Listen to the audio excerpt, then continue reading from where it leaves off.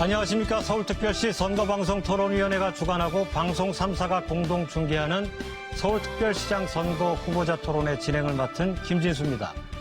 남북관계와 북미 정상회담 등 대형 안보 이슈들이 뉴스를 장식하면서 이번 지방선거에 대한 관심이 전 같지 않다는 우려의 목소리도 나오고 있습니다만은 6월 13일 유권자들의 선택이 앞으로 4년간 980여만 서울 시민의 생활을 좌우한다는 점에서 이번 서울특별시장 선거의 중요성은 아무리 강조해도 지나치지 않을 것입니다. 서울특별시 선거방송토론위원회가 주관하는 오늘 서울특별시장 선거 후보자 토론회를 함께 하시면서 앞으로 서울특별시를 이끌어 가야 할 서울특별시장의 정책과 자격을 꼼꼼히 살펴보시기 바랍니다. 오늘 토론에 임해 주실 네 분의 후보자를 소개해드리겠습니다. 먼저 기호 2번 자유한국당 김문수 후보입니다. 네, 반갑습니다. 김문수입니다. 네, 기호 3번 바른미래당 안철수 후보입니다. 안녕하십니까. 안철수입니다. 네, 기호 5번 정의당 김종민 후보입니다. 네, 안녕하세요. 네, 기호 1번 더불어민주당 박원순 후보입니다. 안녕하십니까.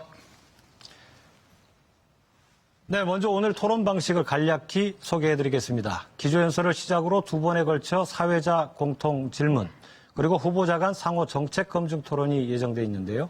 상호 정책 검증 토론에서는 각 후보자가 자신의 주요 정책을 발표하고 상대 후보들은 1대1 토론을 통해 해당 정책을 검증하는 시간을 갖겠습니다. 그리고 각 후보의 맺은 말로 오늘 토론회를 마무리할 예정입니다. 오늘 후보자들의 좌석 배치 그리고 답변과 토론 순서 등은 사전에 추첨에 의해 정해진 것임을 알려드립니다. 아울러 후보들께서는 시간이 제한되어 있는 만큼 정해진 시간 안에 답변해 주시길 부탁드리겠습니다. 자세한 토론 방법과 주제는 토론이 시작될 때마다 다시 말씀드리겠습니다. 토론을 시작하기에 앞서서 차기 서울특별시장에게 바라는 시민들의 목소리를 한번 들어보겠습니다.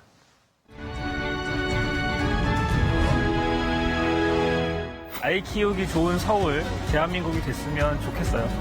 차량 등급제 같은 실질적인 미세먼지를 해결할 수 있는 대책 방안을 마련해 주셨으면 좋겠습니다. 임대료 내기가 너무 복잡하고 힘들어요. 장사 잘 할 수 있도록 현실적으로 임대료 대안을 좀 마련해 주셨으면 합니다. 저희 아파트에서 쓰레기 문제로 분쟁이 좀 있었는데요. 현실적인 재활용 쓰레기 대책을 마련해 주셨으면 좋겠습니다. 어른이 되다 다리발도 있도록 기자를 만들어주세요. 노인 일자리 정책을 많이 만들어 주셨으면 감사하겠습니다. 그러니까 서울시 전역이 무장애로 해서 그런 도시를 좀 만들어줬으면 하는 게 소원입니다. 학생들을 위한 주거 공간이 해결됐으면 좋겠습니다. 마을 곳곳에 도시가 됐으면 좋겠습니다. 서울시에서 정규직 일자리를 많이 늘려주셨으면 좋겠습니다.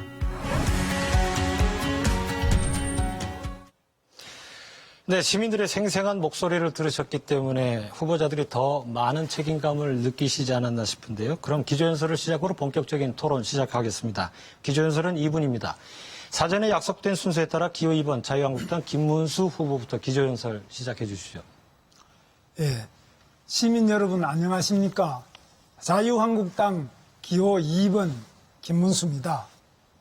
박원순 시장 7년 동안 7대 적폐가 이렇게 쌓였습니다. 서울시 실업률 전국 최악입니다. 서울시 자영업 폐업률 전국 1등입니다. 서울시 출산율 전국 꼴찌입니다. 서울시 미세먼지 계속 악화되고 있습니다. 재개발 재건축 규제가 강화되어 참사가 나고 있습니다. 서울시 교통지옥 계속 악화되고 있습니다. 서울시 청렴도 전국 최하위권입니다. 이번 선거는 박원순 시장 7년간 쌓인 이 7대 적폐를 대청소하는 날입니다. 저 김문수에게 맡겨주시면 서울을 시원하게 대청소하겠습니다. 문재인 대통령 반대기업 친귀족 노조 정책으로 민생이 파탄 지경입니다. 자영업자는 언제 문을 닫을지 걱정입니다. 문제는 경제입니다. 기업이 투자를 안 해서 있던 일자리도 없어지고 있습니다. 제조업 가동률이 IMF 때만큼 나빠졌습니다. 장바구니 물가, 생활 물가가 폭등하고 사상 최악의 청년 실업 대란이 벌어지고 있습니다. 이번 6.13 지방선거에서 문재인 정부의 민생 파탄 심판해야 하지 않겠습니까? 저 김문수 서울에 새로운 변화의 바람을 불어넣겠습니다. 저는 해봤습니다. 할 수 있습니다. 시민 여러분, 한번 맡겨주십시오. 네. 다음은 기호 3번 바른미래당 안철수 후보 순서입니다. 서울 시민 여러분, 그리고 국민 여러분, 서울시장에 출마한 야권 대표 안철수입니다. 문재인 정부가 출범한 지 1년 하고도 35일 만에 드디어 잘못을 따지고 엄하게 채점하는 순간인 선거가 다가왔습니다. 특히 대한민국 수도 서울의 시장을 뽑는 선거야말로 이번 지방선거의 전부라고 해도 과언이 아닙니다. 꼭 한 가지만 염두에 두시고 투표해 주시기를 부탁드립니다. 조선시대 서울시장 격인 한성부 판륜까지 쳐도 가장 최장수 시장인 박원순 시장. 지난 7년간 잘한 겁니까? 다시 4년 더 해도 되는 겁니까? 혹시 예산 흥청망청 쓰고 시민단체 사람들만 챙겼다고 생각하지는 않으시는지요? 서울의 도시 청렴도를 16위 꼴찌 수준으로 만들고 뭐 하나 제대로 한 게 없다면 이런 거 정리해 주는 게 투표입니다. 경제 전반에 되는 일이 없는데 소득 주도 성장 정책에 잘못된 게 없다고 우기니 이건 또 어떻게 해야 합니까? 문재인 케어한다고 건강보험료는 2011년 이후 최고로 오를답니다. 실업률은 IMF 이후 최악입니다. 이런데도 정부는 정책을 바꿀 뜻이 없어 보입니다. 이번에 야당 서울시장을 뽑아야 깜짝 놀라서 방향을 수정할 겁니다. 절반 훨씬 넘는 서울 시민이 야권에 표를 던져서 박원순 시장 7년 끝내고 싶은데 야권에서 2명이 나와 답답해 하시는 것 충분히 이해합니다. 결국 표 더 많이 받을 후보, 이길 수 있는 후보, 야권 대표 안철수로 모아주시면 확실하게 해결됩니다. 고맙습니다. 네. 다음은 기호 5번 정의당 김종민 후보 순서입니다. 네, 서울시민 여러분, 저는 뉴타운 재개발로 쫓겨나는 세입자들을 돕기 시작하면서 정치를 시작했습니다. 이때부터 정치를 하기 위해 세입자 문제를 해결하는 것이 아니라 세입자 문제를 해결하기 위해서 정치를 해야 한다는 정치 철학을 갖게 됐습니다. 그런데 그때부터 저는 도대체 왜 세입자들은 재개발하면 쫓겨나야 하는 것인지 2년마다 왜 한 번씩 꼭 이사를 해야 하는 건지에 대한 물음을 가졌습니다. 이런 질문은 다른 질문들로 이어졌습니다. 저임금 노동자는 많은데 왜 최저임금은 올리기 힘든 것인가? 여성들은 왜 성차별에, 몰카, 성폭력에 늘 불안해해야 하는가? 성소수자는 왜 계속 혐오의 대상이 되어야 하는가? 늘 개발만이 넘치고 자연과 동물과 공존하는 서울은 꿈꿀 수 없는 것인가? 한국은 세계 10위권의 경제 대국입니다. 그런데 서울 시민의 삶은 OECD 최하위입니다. 왜 우리는 유럽 도시 수준의 행복한 삶을 누릴 수 없는 것입니까? 왜 우리는 힘들게 사는 걸 당연히 여겨야 하는 것입니까? 방법을 찾아보았습니다. 세계의 다양한 도시들을 연구했습니다. 어떤 정책이 시민의 삶을 변화시킬 정책인지 준비하고 또 준비했습니다. 결론은 또 다른 서울은 가능하다입니다. 서울의 랜드마크를 이제 사람으로 바꾸자. 도시의 타이틀을 노동, 인권, 성평등, 생태, 세입자로 바꾸자. 이렇게 정의당과 저는 서울 플랜을 당당히 내놓았습니다. 이번 선거는 이런 정책을 얘기할 수 있는 기회가 너무 적었습니다. 안타깝습니다. 그러나 시간이 없는 것은 아닙니다. 정의당과 제가 준비한 서울 플랜, 오늘 2차 토론을 계기로 관심을 가져주시길 바랍니다. 서울 플랜에 대한 관심만큼 시민의 삶의 변화를 위한 하이패스가 될 것이라고 확신합니다. 네, 다음은 기호 1번 더불어민주당 박원순 후보 순서입니다. 사랑하고 존경하는 서울 시민 여러분, 지난 6년간 시민의 삶을 바꾸는 도시를 바꾸었습니다. 토건에 투자하던 도시를 시민의 삶에 투자하는 도시로 바꾸었습니다. 여러분 기억하실 겁니다. 제가 첫 번째로 결제한 것 바로 친환경 무상급식입니다. 이 결정 하나로 오늘도 70만 명의 어린이들이 친환경 무상급식을 즐기고 있습니다. 그동안 채무를 8조 줄여서 복지의 2배를 예산을 늘렸습니다. 그 복지 예산은 우리 주변에 가난하고 힘들고 어려운 이웃들에게 큰 힘이 되는, 의지가 되는 언덕이 되었을 겁니다. 13만 호의 임대주택 공급, 1000개가 넘는 국공립 어린이집 신설, 만여 명에 이르는 비정규직의 정규직화, 많은 시민들에게 큰 힘이 되었을 겁니다. 찾아가는 동주민센터는 이제 앉아서 시민을 기다리는 것이 아니고 찾아가서 서비스를 제공하는 행정의 큰 패러다임을 전하는 일종의 큰 사건이었습니다. 시내 곳곳을 누비는 2만여 대의 따릉이, 여러분 행복하지 않습니까? 빅데이터로 만든 올빼미 버스 참 편리하시죠? 2천여 개의 숙과 정원 참 쾌적하시죠? 지난 6년간 서울 시민이 선택하고 함께 만들어간 우리 삶의 변화입니다. 이렇게 사람이 투자한 도시의 경쟁력은 더 커졌습니다. 국가 경쟁력이 26위로 떨어지는 사이에 서울시의 도시 경쟁력은 6위로 올랐었습니다. 지난 3월 싱가포르의 리관유 세계도시상으로 세계적으로도 인정받는 도시가 되었습니다. 그러나 서울의 변화 여기서 멈출 수 없습니다. 강산이 변하는데도 10년이 걸립니다. 내 삶을 바꾸는데 10년이 걸립니다. 네. 내 삶을 바꾸는 10년 혁명 반드시 완수하겠습니다. 감사합니다.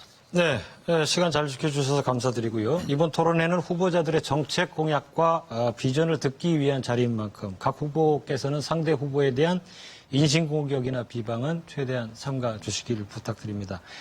첫 번째 순서는 사회적 공통질문에 대한 각 후보자들의 답변을 들어보는 시간인데요. 제가 드리는 질문에 1분 30초 이내로 답변해 주시면 감사하겠습니다. 그러면 첫 번째 주제입니다. 첫 번째 주제는 미세먼지 대책입니다. 미세먼지로 매년 조기 사망자 약 2만 명, 폐질환 환자는 80만 명이 발생하는 것으로 추정되는 등 미세먼지는 환경 문제를 넘어서 생존의 문제가 되고 말았습니다. 특단의 대책을 요구하는 목소리와 동시에 미세먼지의 상당 부분이 중국에서 기인하는 만큼 중국과의 협의를 통한 대책 마련이 시급하다는 지적이 일고 있습니다. 후보들께서는 구상하고 계신 미세먼지 대책을 1분 30초 이내로 답변해 주시기 바랍니다. 역시 사전 약속된 순서에 따라서 기호 3번 바른미래당 안철수 후보부터 답변해 주시죠. 서울의 미세먼지 심각합니다. 그런데 박원순 후보는 그 과학적인 사실조차 인정하지 않고 있습니다. 그래서 미세먼지의 가장 확실한 대책이 바로 시장을 바꾸는 겁니다. 저는 미세먼지를 제거할 3가지 큰 방법을 가지고 있습니다. 우선 첫 번째로는 시민부터 먼저 보호하는 겁니다. 불이 났는데 예방대책 세우기에 앞서서 사람부터 구해야 하는 것 아니겠습니까? 따라서 저는 실내 미세먼지부터 잡겠습니다. 그리고 또 지하철역이라든지 그리고 버스 정류장 같은 곳을 미세먼지 프리존으로 만들겠습니다. 또 두 번째로는 한국형 스모그 프리타워를 만들겠습니다. 한국 기술이 중국 기술보다 훨씬 더 좋은 기술들이 있습니다. 그걸 가지고 만들어서 효능을 입증시켜 수출까지도 할 생각입니다. 그리고 근본적인 해결책으로 저는 서울개벽 프로젝트를 들고 싶습니다. 서울개벽 프로젝트를 통해서 지상의 철도를 지하로 넣고 거기를 숲으로 만듭니다. 산림청 데이터에 따르면 숲풀 1헥타르가 1년에 미세먼지를 158kg을 없앤다고 합니다. 그래서 200만 평방미터가 되면은 거의 30% 미세먼지를 없앨 수 있습니다. 물론 중국과의 협상이라든지 또 디젤 자동차 처리 문제 이런 것까지도 다 하겠습니다. 네, 다음은 기호 5번 정의당 김종민 후보 답변해 주시기 바랍니다. 네, 저는 우리 모두가 사실은 이 문제에 대해서는 솔직해져야 된다고 생각합니다. 실내 공기청정기 설치, 실내 공기질 측정 같은 정책은 사후 약방문 정책입니다. 어제 뉴스 보도에 따르면은 창문 닫고 공기청정기 돌리면 아이들 교실에 산소 없어지고 이산화탄소 마시게 됩니다. 또 공기청정기 돌리는데 전기는 미세먼지 발생시키는 화석연료로부터 발생하는 전기입니다. 악순환이고 돌고 도는 것입니다. 입증되지도 않았고 전시용으로 설치했던 스모그 프리타워, 대표적인 황당 공약입니다. 안철수 후보 공약은 시범사업으로 축소하면서 슬그머니 한 발 뺐는데 김문수 후보는 뒤늦게 100개 하겠다고 뒷북 공약 내놨습니다. 시민들 눈속임하는 것입니다. 1,000만이 거주하는 메가시티 서울, 이미 소재 차량만 300만 대가 넘었습니다. 서울에서 발생하는 미세먼지의 대부분은 도로에서 발생합니다. 전체 발생량의 40%나 됩니다. 다 자동차 운행 때문에 발생하는 것입니다. 자동차가 줄어들어야 미세먼지의 근본 문제를 해결할 수 있습니다. 이제 패러다임 자체의 전환이 필요합니다. 도심 내 혼잡 통행료 부과는 세계의 여러 도시에서 이미 검증된 대안입니다. 서울연구원 조사 결과에 보면 전체 교통량의 30%, 승용차의 60% 저감 효과를 볼 수 있습니다. 도심 내 혼잡 통행료, 미세먼지 없애는 유일한 대안입니다. 이렇게 차는 줄이고 대중교통 늘리고 차선 줄이고 도시숲 늘리겠습니다. 네, 이어서 기호 1번 더불어민주당 박원순 후보 답변해 주시죠. 미세먼지는 결코 미세하지 않습니다. 이것은 중대한 재난입니다. 나름 최선을 다했지만 아직 대기질 획기적으로 개선하지 못했습니다. 송구스럽게 생각합니다. 그러나 원인을 제대로 알아야 정확한 처방을 내릴 수 있습니다. 공기는 늘 이동하죠. 서울 공기, 경기도 공기 따로 있지 않습니다. 심지어는 중국의 공기도 날아와서 서울의 미세먼지를 악화시킵니다. 그런 의미에서 호흡 공동체인 거죠. 그래서 서울은 앞으로 중앙정부는 물론이고 수도권, 동부가 등 이런 대기 호흡 공동체와의 협력을 대폭 강화하겠습니다. 이미 수년 전부터 운영하고 있는 동부가 대기질 개선 협의체 훨씬 더 강화하겠습니다. 그리고 서울시가 스스로 할 수 있는 일 또 최선을 다해야 되겠죠. 그동안 내부적 발생 요인을 줄이기 위해서 난방 친환경 시설이라든지 또는 공사장의 친환경 건설 기계 의무를 의무화했습니다. 앞으로 4년 서울의 공기가 이렇게 맑아졌구나 이렇게 느낄 수 있도록 하겠습니다. 무엇보다도 차량 등급제를 실현하겠습니다. 전기차와 같은 친환경 자동차를 대폭 늘리겠습니다. 이미 1200만 그루의 나무를 심었지만 더 심겠습니다. 100만 가구의 태양광 미니 발전소를 만들어서 원전도 줄이고 화력발전소도 줄이고 그리고 미세먼지도 줄이는 일석삼조의 정책 실현하겠습니다. 네. 끝으로 기호 2번 자유한국당 김문수 후보 답변해 주시죠. 네, 박원순 시장 어떤 이야기를 하더라도 뭐 할 말이 없을 겁니다. 보시다시피 본인이 취임한 이후에 박원순 시장 재임 기간 동안 내내 미세먼지가 증가하고 있습니다. 공약은 20% 감소한다 그랬는데 계속 올라가고 있는 게 이 그래프로 다 나타나 있습니다. 그 전에 시장 때 다 내려갔습니다. 또 저보고도 이야기하시는데 제가 경기도지사 할 때 뭐 올라갔다는데 이렇게 다 감소를 시켰습니다. 그래서 박원순 시장 이야기를 할 자격이 없습니다. 저는 이 미세먼지 측정 자체가 되고 있지 않은 지하철 플랫폼이라든지 또 지하상가 그리고 서울 시내 코높이 1.5m 높이의 도로변 측정 자체를 완전히 정확하게 하겠습니다. 그리고 환경 예산을 2배를 늘려서 여러 가지 물 청소도 하고 공기 청정을 위한 집진탑도 서울 시내 100개 하겠습니다. 그리고 경유차 교체하고 보일러도 콘덴싱 보일러로 바꾸겠습니다. 도로의 물 청소 깨끗하게 해서 시민 여러분들 이 얼굴에 미세먼지 마스크를 완전히 벗겨드리겠습니다. 네, 수고하셨습니다. 두 번째 사회자 공통질문입니다. 두 번째 공통질문 주제는 저출산 대책입니다. 2017년 통계청 발표에 따르면 전국 합계 출산율은 1.05명인데 반해서 서울시의 출산율은 0.84명으로 전국에서 가장 낮은 것으로 나타났습니다. 서울시의 출산율이 전국에서 가장 낮은 원인은 무엇이며 어떤 대책이 필요한지 1분 30초 이내로 답변해 주시기 바랍니다. 역시 사전에 약속된 순서에 따라 기호 5번 정의당 김종민 후보부터 답변해 주시기 바랍니다. 네, 시민 여러분. 사실 저출산이 문제다, 그러니 대책이 필요하다는 질문은 저는 이 질문 자체가 잘못된 질문이라고 생각합니다. 출산은 개인이 선택하는 권리입니다. 대한민국 국민 모두는 아이를 낳을 권리가 있듯 아이를 낳지 않을 권리도 있습니다. 저출산이 문제라는 얘기는 아직 출산하지 않은 여성뿐만 아니라 출산할 수 없는 상황에 놓인 여성까지도 무책임한 사람으로 만드는 말입니다. 이제 국가가 자기 필요에 따라 출산 여부를 통제 강요하는 것은 더 이상 여성이나 국민들에게 설득력이 없습니다. 박근혜 정부 시절 행자부가 시도별로 임신 가능한 여성 숫자를 표시한 가임기 여성 지도라는 것을 만들었습니다. 이런 전근대적인 발상이 심각한 문제입니다. 70조를 쏟아붓고도 실패했다면 근본적인 대책이 안 된다는 것을 반증하고 있는 것입니다. 출산을 선택하지 않는 이유는 시민들 삶 곳곳에서 너무나 쉽게 발견할 수 있습니다. 저출산이 걱정된다면 국가가 먼저 답을 내놓고 그다음 시민들에게 한 분 한 분 물어봐야 합니다.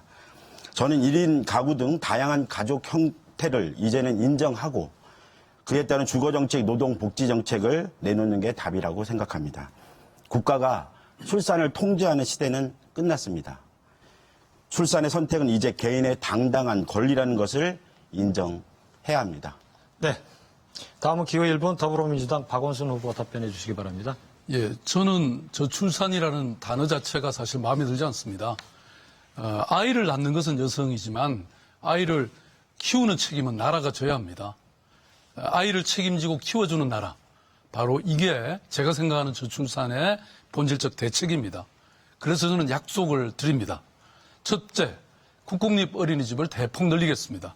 지난 6년 동안 국공립 어린이집 이용률이 30%였습니다. 이것을 50%로 늘리겠습니다. 둘째, 보육의 틈새를 완전히 메워드리겠습니다. 저녁에 늦게 퇴근하기도 하고 토요일, 일요일 또 일을 나가시기도 하잖아요. 이러한 보육 틈새를 완전히 메우기 위해서 향후 만여 명의 이 보육 도우미를 배치해서 온종일 돌봄 서비스를 제공하겠습니다. 셋째, 주택 문제가 결혼을 꺼리는 가장 큰 이유입니다. 서울에서 매년 결혼한 17,000여 쌍의 신혼부부에게 공공임대주택을 제공하겠습니다. 워라밸이라는 단어가 유행이죠. 사기업에서도 유연근무, 또 육아휴직 확실히 보장하도록 지원을 철저히 하겠습니다. 일과 가정의 균형을 위해서 노동시간 단축도 적극적으로 추진하겠습니다. 결혼을 하든 안 하든, 출산을 하든 안 하든, 또 어떤 선택을 하든 누구나 존중받고 또 행복한 사회, 이런 사회가 되면 저절로 저출산 문제 해결됩니다. 네, 이어서 기호 2번 자유한국당 김문수 후보 답변해 주시죠. 박원순 시장은 저출산에 대해서 할 말이 없습니다. 전국 꼴찌입니다. 뿐만 아니라 계속 떨어지고 있습니다. 뭐 정책은 많이 좋은 미사여구를 많이 늘어놓고 돈도 썼다고 하는데 출산율이 계속 떨어지고 있으니까 뭐 할 말이 없을 겁니다. 저는 이 출산을 높이기 위해서 우선에 서울시의 공공기관의 출산 여성을 우선 취업하겠습니다. 다자녀를 출산한 순서로 우선적으로 가산점을 부여해서 우선 서울시 산하 공공기관에 취업을 하겠습니다. 그리고 보육제도도 엄마 맞춤형 보육제도로 아주 다양화해야 됩니다. 무조건 공공이 해라 이게 아니라 엄마에게 맞는, 그래서 가정에 아기 가정으로 보육교사를 파견해주는 제도, 또 그리고 엄마 맞춤형으로 365일 24시간 언제든지 엄마가 원할 때 맡길 수 있도록 영유아 어린이집을 운영하겠습니다. 방과 후 학교도 엄마 맞춤형으로 엄마가 밤에 늦게 오면 늦게까지 봐드리고 또 출장 가면 출장 갈 때까지 계속 맡아주는 그런 식으로 제가 경기도에서 이미 다 해서 성과를 거뒀습니다. 그리고 신혼부부 임대주택도 우선 배정하겠습니다. 그리고 세 자녀 이상 가정에 대해서는 대학교 등록금도 완전 전액을 지원토록 하겠습니다. 네, 이어서 기호 3번 바른미래당 안철수 후보 답변해 주시기 바랍니다. 우리 정부 저출산 대책이 너무 아이를 키우는 곳에 특히 보육에 많이 집중되어 있습니다. 그런데 사실 따지고 보면 결혼을 못하거나 늦게 하는 데서 이 저출산이라는 결과가 나오는 경우가 많고 그 이유가 바로 일자리가 없고 또한 주거 비용이 너무 높다 보니까 이제 만혼 또는 결혼을 하지 못하는 겁니다. 따라서 저는 저출산 대책은 종합적으로 이렇게 일자리, 주거, 보육, 교육에 대한 종합적인 대책이 나와야 된다고 보고 있습니다. 지금 서울이 정말 참담한 수준입니다. 박원순 시장 지난 7년간 20, 30대 일자리가 집중적으로 20만 개나 줄었습니다. 그리고 주거비 부담도 최고이고 또 사교육비도 평균 월 39만 원으로 전국 최고 수준입니다. 이런 것들을 이제 제대로 바로잡기 위해서는 먼저 잃어버린 청년 일자리 20만 개 되찾아오겠습니다. 창업 활성화시키고 그리고 산업 단지들 개발하고 또한 서울 개벽 프로젝트를 통해서 많은 일자리들이 생겨날 수 있습니다. 또한 주거는 반값 공공 임대주택, 특히 메트로 하우징을 쓸 생각입니다. 또한 교육은 온종일 초등학교를 도입을 해서 특히 경력 단절 여성들이 초등학교 아이 보낼 때 많이 생기는데 그걸 없도록 할 것이고 또한 어린이집 공영제 도입하도록 하겠습니다. 네, 수고하셨습니다. 지금 여러분께서는 서울특별시 선거방송토론위원회가 주관하고 방송 3사가 공동 중계하고 있는 서울특별시장 선거 후보자 토론회를 함께하고 계십니다. 지금까지 공통질문에 대한 답변을 들어봤는데요. 지금부터 이어질 상호 정책 검증 토론에서는 치열한 토론이 이루어지지 않을까 생각됩니다. 정책에 대한 상호 검증 토론인 만큼 먼저 3분간 후보자가 자신의 정책을 발표하고 이후 3명의 상대 후보들과 순차적으로 1대1 정책 검증 토론을 진행하게 됩니다. 1대1 정책 검증 토론에서 정책 발표자에게는 총 6분의 발언 시간이 주어지는 대신 상대 후보들께는 각각 2분씩 시간을 드리겠습니다. 정책 발표자는 6분의 총량 중에서 자신이 길게 답변해야 될 부분, 짧게 해도 되는 부분을 잘 감안하셔서 가급적 3명의 상대 후보 모두와 원활한 1대1 토론이 진행될 수 있도록 시간 배분을 잘 해주시기 바랍니다. 상호 정책 검증 토론에 나설 기호 1번 첫 번째 후보자는 기호 1번 더불어민주당 박원순 후보입니다. 박 후보 3분간의 정책 발표 시작해 주시죠.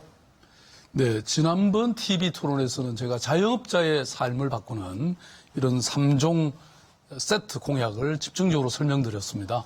오늘은 서울의 균형 발전, 25개 자치구가 어떻게 골고루 잘 사는 그런 서울을 만들까 여기에 대해서 말씀을 드립니다. 서울의 균형 발전은 이미 6년 전에 시작했습니다. 25개 자치구별 재정 격차를 줄이기 위해서 조정교부금을 대폭 늘렸습니다. 거의 2,700억 원의 큰 돈을 구청장님들에게 나눠드렸습니다. 또 116개가 넘는 이 지역의 생활권 계획을 만들어서 아주 촘촘히 지역을 발전시키는 계획을 완성했습니다. 그러나 아직 많이 부족합니다. 사실 잘 아시다시피 지난 70년대 이후에 인프라라든지 이런 것들이 주로 강남에 투자됨으로써 그야말로 기울어진 운동장을 만들어 왔던 것이죠. 그러나 이제 도시계획이라든지 이런 재정 지원을 통해서 앞으로 보다 더 평평한 운동장으로 만들도록 하겠습니다. 이 균형 발전을 추진하는 핵심 동력은 바로 혁신 성장입니다. 4차 산업혁명의 시대 새로운 먹거리를 곳곳에 만들겠습니다. 이미 고건 시장님부터 시작했던 마포 상암 DMC 미디어시티 그리고 또 창조경제 거점인 구로 금천의 G밸리 이런 것들은 좀 더 제대로 챙기겠습니다. 또 제가 처음부터 디자인한 마곡지구 제대로 완성하겠습니다. 뭐 잘 아시겠지만 얼마 전 3조 원이나 되는 큰 돈을 투자한 LG 사이언스 파크이 입주했습니다.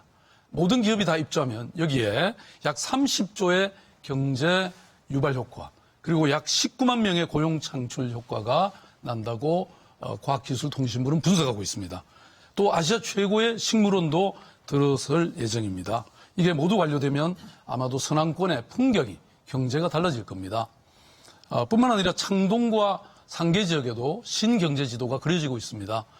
이미 수년 전부터 이곳 도봉 쪽에는 K-팝 전용 공연장인 아레나와 음악 도시가 준비되고 있습니다. 정부의 경제성 분석만 완료되면 설계가 시작될 것입니다. 그리고 그 건너편 노원구에는 지하철 4호선 차량 기지가 이전할 예정입니다. 여기에는 320만 이 지역 전체의 주민들의 대규모 일자리를 만들 새로운 사업이 구상되고 있습니다. 철저히 빈틈없이 준비해 나가겠습니다. 또 홍능지역, 그동안 카이스트나 농촌경제연구원 같은 이런 시설들이 국제연구기관들이 이주를 했죠. 저는 위기는 기회라고 생각합니다. 이곳을 다시 21세기 서울, 아니 대한민국의 경제허브로 만들려고 합니다. 이외에도 많은 공약이 있습니다만은 이것을 통해서 삶을 바꾸는 10년 혁명 반드시 이루겠습니다. 네, 박원순 후보 정책 발표 들으셨는데요. 이어서 3명의 상대 후보들과 순차적으로 1대1 정책 검증 토론을 시작하겠습니다. 1대1 정책 검증 토론에서 정책 발표자에게 총 6분의 시간이 주어진다는 점 잊지 마시고 답변 시간을 잘 배분해 주시기 바랍니다. 검증에 나서는 상대 후보들께는 각각 2분씩의 시간을 드리겠습니다. 그럼 기호 2번 자유한국당 김문수 후보와 기호 1번 더불어민주당 박원순 후보 1대1 정책 검증 토론 시작하겠습니다. 네. 이게 이제 칩으로 배달된 박원순 시장님의 이 공보물인데요. 여기 정보 공개 자료를 보면은 우리 박원순 시장 그 사모님께서 재산은 하나도 없는데 여기 재산세를 194만 8천 원 이렇게 납부한 걸로 되어 있습니다. 그래서 제가 여기 찾아보니까 재산은 없다고 해놓고 어떻게 재산세는 매년 저보다도 더 많이 냈어요. 저도 아파트가 한 채 있는데. 그래서 무슨 숨겨놓은 재산이 있으신지 아니면 이게 어떻게 되는지 우선 해명 좀 해주시기 바랍니다. 뭐 좀 숨겨있는 재산이 있으면 좋겠네요. 제가 지금 채무밖에 없어가지고요. 그래서 이걸 좀 해명을 해주시면 좋겠다. 아니, 그거는 다 법령에 따라서 조사해서 신고한 것이지, 뭐. 아니, 자세히 지금 한번 살펴보십시오. 등록된 데는 재산은 그 사모님의 재산이 자동차 오래된 거 하나밖에 없고, 뭐 집도 없고 아무것도 없는 걸로 되어 있는데, 재산세는 계속 냈단 말이에요. 이거 어떻게 된 거냐? 아니, 재산이 없는데 재산세를 어떻게 냅니까? 재산이 없으면은 제가 그 세무사 알아봤는데 재산이 없는데 재산세가 있을 수가 없죠. 글쎄요. 그러니까 뭔가 잘못 파가셨겠죠. 그리고 또 지금 저번에도 제가 질문 한번 드렸으면 답변 안 하시는데 이 빚이 아주 많아요.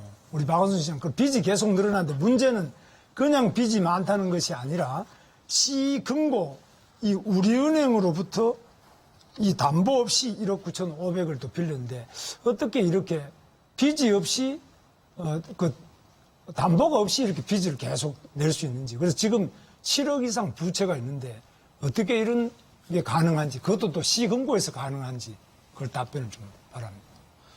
아니, 시장이 시금고 은행을 놔두고 다른 은행에 융자를 하는 것도 이상한 거 아닙니까? 아니, 다만 네. 그것의 조건이라든지 대출 조건이라든지 뭐 대출의 절차가 아무런 특혜나 문제가 없다면 뭐 그게 뭐가 문제입니까? 근데 이게 일반인들이 이렇게 빚이 그렇게 많은 사람이 아무 재산도 없다 그러는데 뭘 믿고 그렇게 담보를 없는 상태에서 신용대출이 가능하냐. 이게 뭐 황제대출도 아니고 어떻게 가능하냐. 그걸 질문하고 있는 겁니다. 아니, 의문을 제기하는 것은 좋지만 어쨌든 그게 무슨 뭐 의혹이 있거나 무슨 문제가 있나요? 이거는 그래서 일반인들로서는 생각할 수 없는 이건 특혜라고 저는 봅니다. 네. 제가 좀 말씀을 드릴게요. 네. 저는 명색이 대한민국의 검사도 지내고 변호사 생활도 오래 했습니다. 돈을 벌려면 얼마든지 벌 수 있었죠. 그런데 시민운동 하면서 집도 팔고 사실 이 수입도 모든 시민단체에 나눠줬습니다. 여기 안철수 후보도 계시지만 제가 포스코 사위이사 할 때 급여와 퇴직금 모두 시민단체, 사회단체 기부했습니다. 정말 이거는 그리고 스톡옵션도 저는 사실은 거부했죠. 사실 따지고 보면 이건 청백리로 칭찬받아야 될 일입니다. 명색이 서울시장을 6년을 하고 변호사를 그렇게 했는데 제가 빚밖에 없다면 정말 그것은 저는 칭찬받아야 될 일이다. 이런 청백리가 세상에 다시 있습니까? 네, 6분의 발언 시간 총량 중 박원순 후보는 4분 41초가 남았습니다. 이어서 기호 3번 바른미래당 안철수 후보 2분간 1대1 정책 검증 토론 시작하시죠. 박 후보께서는 여기가 어딘지 아십니까? 어떻게 알겠습니까? 지난번에 중랑구 그 장미 축제에서 한번 가보라고 말씀드렸는데 안 가보신 모양입니다. 사실 사직 제2구역입니다. 여기가 시청에서 차로 5분 정도 거리에 있는데 여기 보시다시피 거의 폭탄 맞고 전쟁 난 그런 수준입니다. 그리고 굉장히 주민들이 위험합니다. 그래서 주민들이 재개발을 아주 강하게 원했습니다만 박 후보께서 유네스코의 성곽을 등재한다는 욕심 때문에 이거를 막았습니다. 그래서 주민들이 여기저기 하소연들을 했습니다. 그래서 권익위가 행정심판에서 서울시 잘못했다고 지적하고 그리고 또 감사원에서도 지적했고 행정소송에도 지금 1심에서 서울시가 졌습니다. 그런데도 무리하게 또 조례를 새로 만들어서 강제로 구역이 그냥 해제시켜 버렸습니다. 그래서 시민의 뜻에 따라서 재개발 해제하는 게 원칙이라고 지난번에 말씀하셨는데 이 경우를 보면 전혀 그렇지 않다는 점 말씀드리고 또 제가 여기 갈 때 어떤 주인의 안방에 들어가 봤습니다. 거기서 주무시는데 천정이 거의 허물어질 정도여서 쇠 파이프로 거의 이렇게 가까스로 지탱하고 있었습니다. 이러다가 잘못 인명사고가 날까 정말 두렵습니다. 이런 부분들 어떻게 생각하십니까?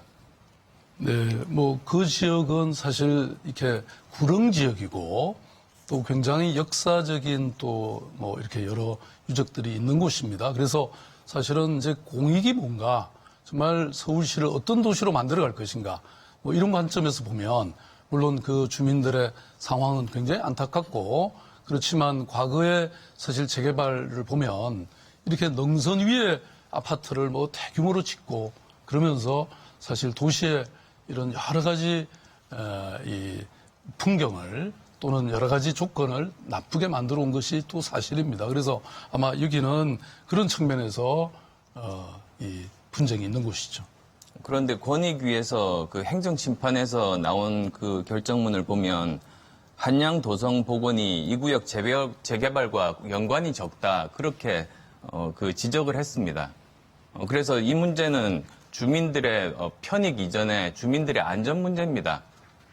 혹시 또 당장 내일이라도 여기 그 주무시던 주인 그 방이 갑자기 무너지면 어떻게 하시겠습니까? 안철수 후보. 근데 그것은 꼭 그렇지는 않은 게요. 한양도성이 단순히 도성뿐만이 아니고 그 인근 지역까지 이렇게 범퍼 지역이라 그래서 그런 것도 포함되고 있다는 말씀을 드립니다. 네, 박원순 후보 더 추가 답변하실 의사는 없으십니까? 예, 그렇다면 지금 박원순 후보 시간은 3분 46초 남았고요. 다음은 기호 5번 정의당 김종민 후보 2분간 1대1 정책 검증 토론 시작하시죠. 네. 지금 이제 최저임금 논란이 좀 계속되고 있습니다. 박 후보님 잠깐 요거 봐주시면. 환노위, 역할을 했던 환노회의 때 민주당 한정혜 의원이 말이 이제 보도가 됐어요. 최저임금 인상으로 22만원 오르는데 이번에 산입범위 이렇게 확대하면 20만원을 깎인다. 이렇게 의원님 한 말입니다. 최저임금 깎이는 거 다 알고 있으면서도 도대체 이런 일을 민주당이 계속 벌이는지 도무지 이해가 안 됩니다. 지난 토론회 때 여쭤봤을 때 노동자들과 대화 안 한 것은 좀 안타깝다 수준에서 말씀하셨는데 저는 오늘 박 후보님께서 반대한다 이런 말씀을 좀 강하게 해주셔야 되는 게 아닌가 이런 말씀 드리고요. 오늘 답변 기회를 드릴 테니까 좀 말씀해 주셨으면 합니다. 아니 그렇게 곤란한 질문을 하십니까? 예, 곤란한 질문 하는 자리입니다. 제가 보기에는 사실 노동자 입장에서 충분히 저는 일리 있는 주장을 하고 계신다고 생각합니다. 그런데 또 정부로서도 또 불가피한 그런 사유가 있었던 것 같고 다만 아까도 지난번 토론에서 말씀드린 것처럼 이런 사실 사회적 어떤 이슈를 둘러싸고 많은 갈등과 논란이 있기 마련인데 좀 이걸 저는 좀 더 사회적 논의를 거치고 그런 절차를 거쳐서 많은 경우에 좀 얼마든지 합의를 해낼 수 있는 그런 지점이 있을 것이다. 사실 서울시에도 지금 굉장히 그런 이 갈등들이 많았죠. 저는 서울시 시장 산하에 갈등 조정관이라는 제도를 둬가지고 이런 부분에서 사실 그동안에 많은 이슈들을 거의 최종적인 어떤 이 분쟁 이전에 그런 갈등을 해소해왔거든요. 그래서 그런 것이 좀 안타깝다 이런 말씀입니다. 저는 사실 최저임금 부분은 저희들이 이미 생활임금까지 서울시는 도입해서 지금 시행하고 있지 않습니까? 네. 네. 그러니까 이게 여전히 이제 답변이 좀 실망스러울 수밖에 없는 게 민주당이 지금 벌린 일이고 이 문제에 대해서 책임 있는 어떤 당사자로서 역할을 하셔야 된다 이런 말씀을 계속 드리는 거고요. 근래 이제 민주당 야전사랑으로 나서 선거를 거의 뭐 총지휘하다시피 하시는데 너무 민주당 눈치 보시는 게 아닌가. 좀 강한 입장을 명확히 말씀해 주시는 그런 박 시장 시절로 돌아가시는 게 좋겠다는 생각이 들고 지금 생활임금 관련해서도 그러면 서울시는 그러면 이런 상여금, 복리후생비 다 산입해서 생활임금 책정할 건지 이런 얘기를 명확히 하셔야 된다 이런 생각이 듭니다. 그래서 저는 이번 선거에서 민생 문제는 정의당이 책임진다. 최저임금 정의당이 책임진다. 민주당이 책임질 것인지 정의당이 책임질 것인지 좀 시민들이 잘 판단해 주셨으면 좋겠습니다. 하나만 더 여쭙겠습니다. 여기 이제 기사입니다. 아시기도 하실 텐데 숙명여대 학생들이 성평등 페미니즘 광고를 지하철 광고판에다 게시하려고 하다가 서울교통공사가 거부했다는 기사입니다. 여기 보시면요. 근데 이 내용이 뭐냐면은 서울에서 성평등 의식을 담는 페미니즘 광고는 왜 안 되는 것인지 이거에 대한 답변을 좀 부탁드리겠습니다. 글쎄요, 그거는 제가 이 교통공사, 서울교통공사의 어떤 입장 때문에 그런 일이 벌어졌는지는 잘 모르겠는데, 저는 뭐 제가 감히 페미니스트라고 저도 생각하고 있습니다. 그래서 뭐 그거는 제가 확인해서 문제가 있다면 시정 조치하도록 그렇게 하겠습니다. 네, 저는 이제 서울시가 했던 성평등 정책 중 홍보 잘하고 하는 정책으로는 안 된다. 지금 이미 상당한 수준으로 올라 있습니다. 그래서 성평등을 위한 대개혁을 하는 서울시가 되었으면 좋겠다 이런 김종민 말씀 후보 시간 드리겠습니다. 다 쓰셨고요. 박원순 후보 2분 21초 남았는데. 예. 네, 제가 시간이 많이 남았네요. 네. 사실 그동안 이제 아까 뭐 이 모두 발언서부터 시작해서 우리 김문수 후보, 안철수 후보 두 분은 뭐 입만 여시니까 제 얘기를 하시네요. 감사드립니다. 관심을 그렇게 많이 가주셔서. 그런데 사실 자세히 내용을 들여다보면 저는 그것이 아니다. 이런 말씀을 드립니다. 아까 청년 실업 꼴찌라고 말씀하셨죠? 일부 분기의 수치만 떼어낸 겁니다. 그럼에도 불구하고 물론 서울시가 낮은 것은 사실입니다. 왜냐하면 전국의 청년들이 서울에 오고 있고 또 동시에 결혼을 하면 대체로 아무래도 주거 문제 때문에 또 경기도나 다른 지역으로 이사하는 경우가 많죠. 뭐 그런 게 큰 또 원인이기도 하다고 생각합니다. 그렇지만 아까 제가 발제한 것처럼 지금 서울은 다양한 신산업, 융복합 R&D 또는 혁신성장의 거점들이 만들어지고 있습니다. 마곡의 경우 아까 말씀드렸지 않습니까? 과학기술정보통신부의 발표에 따르면 19만 명의 고용 유발 효과가 있다고 합니다. 그다음에 관광의 경우에도 지난번 제가 취임할 때 900만에서 재작년 물론 사드 때문에 조금 어려졌습니다만은 1,350만까지 관광객이 늘었습니다. 일자리가 약 35만 명이 늘었다고 합니다. 그다음에 연세대학교가 도시재생에서도 아까 도시재생에 대해서 굉장히 비판의 말씀을 하셨지만 이 고용 창출 효과가 8만 3,051명이라고 그 김갑성 교수님 연구팀에서 얘기를 했습니다. 뉴욕타임즈가 얼마 전에 그런 기사를 실었습니다. 이 실리콘밸리가 서울을 배워야 되는 이유. 저는 지금 물론 여러 가지 청년 실업이 어려운 상황이지만 서울은 이렇게 다양한 준비가 이루어지고 있고 앞으로 저는 많이 나아질 거다 이렇게 확신하고 있습니다.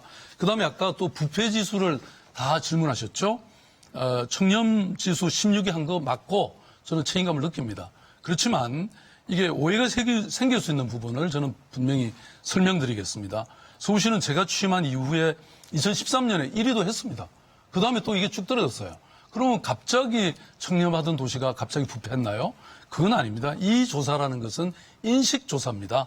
한두 해 사이에 갑자기 부패했다가 청렴하고 청렴했다가 부패하지는 않죠. 네. 네, 이것은 그다음 이런 좀 정확한 내용을 알고 보면 제가 다른 판단을 하실 거라고 생각합니다. 네, 수고하셨습니다. 상호 정책검증 토론에 나설 두 번째 후보자는 기호 2번 자유한국당 김문수 후보입니다. 김문수 후보 3분간의 정책 발표 시작해 주시죠. 박원순 시장의 7년은 적폐였습니다. 며칠 전에 이게 용산역 앞에 4층 건물의 붕괴 사진입니다. 이 건물은 지은 지 벌써 52년이 되는 노후 건물입니다. 지금 서울 시내는 이 건물만이 아니라 곳곳에 축대가 무너질까 싶어 받쳐놓은 데도 있고 그래서 재개발, 재건축이 시급합니다. 저는 이런 어려운 지역이 서울에 약 400개도 넘고 많은 곳에 있는데 제가 취임하면은 바로 이런 노후된 데를 신속하게 도장을 찍어드리겠습니다. 또 우리 박원순 시장이 가보셨는지 모르지만은 제가 어제 여기를 가보고 미아리 텍사스촌입니다. 정말 깜짝 놀랐습니다. 뭐 이렇게 저도 여러 곳에 많이 가보았지만은 이런 곳이 있다. 아무리 집창촌이고 성매매를 한다 그러지만 이렇게 방치될 수 있느냐. 쓰레기 덤이고 정말 인간이 살 수 없을 정도로 이렇게 해놨는데 이 재개발 재건축 안 되고 있습니다. 제가 시장이라면 바로 나서서 이 당장에 재개발 재건축이 될 수 있도록 적극적으로 노력을 해서 개선토록 하겠습니다. 안 되면 집장촌에 대해서라도 대책을 세워야 되는데 지역 주민들이 아무리 시위라고 해도 개선되고 있지 않은 데 대해서 정말 문제를 느끼고 있습니다. 이는 바꾸는 수밖에 없다고 저는 보고 있습니다. 그리고 서울 시내 지금 현재 교통 속도가 이 차량의 속도가 계속 떨어지고 있습니다. 이거는 뭐 다들 알고 있지만 계속 떨어지는 이 교통 속도, 이거 정말 대책이 있어야 되는데 우리 박원순 시장은 안 합니다. 이 뭐 토목은 안 된다. 또 도로 같은 것도 너무 많이 내는 것이 안 맞다고 이렇게 생각해서 안 하고 있는데 이런 부분 안 됩니다. 그래서 저는 올림픽 대로 강변 북로 이런 부분에 지하도로를 뚫어서 교통을 시원하게 뚫겠습니다. GTX를 A, B, C 노선 다 조기 착공하고 지하철 3, 4호선 급행화를 시키겠습니다.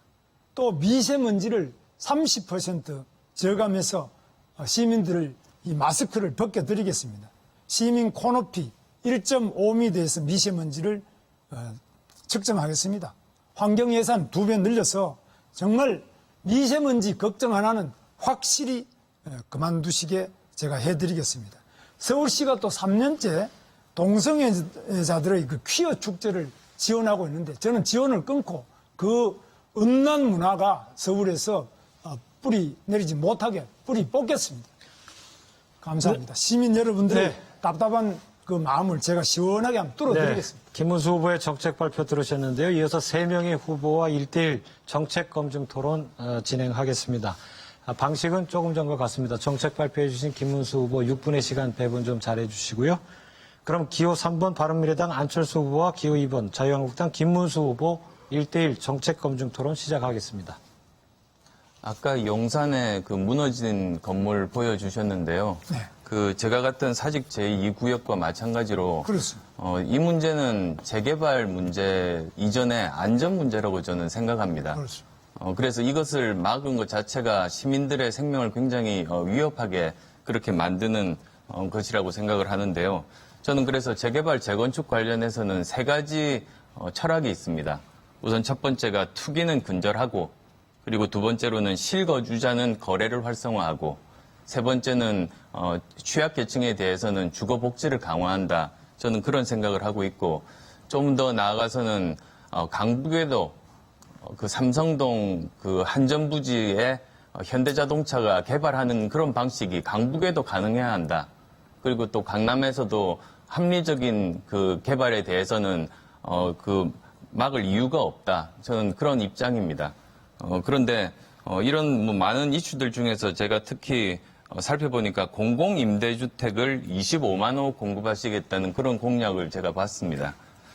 그런데 참고로 이제 박원순 후보가 본인 공공임대주택 공급 실적을 발표하는데 발표 때마다 달랐습니다.